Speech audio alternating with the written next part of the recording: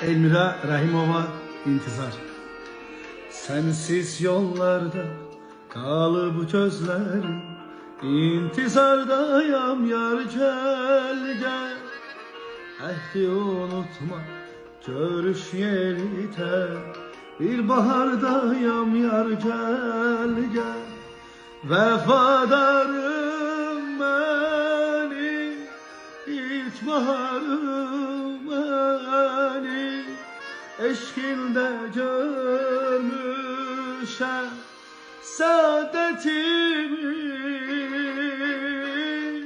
Benden dönsene ya, ayım güneşim söne, könül verdiğim doğru muhabbeti.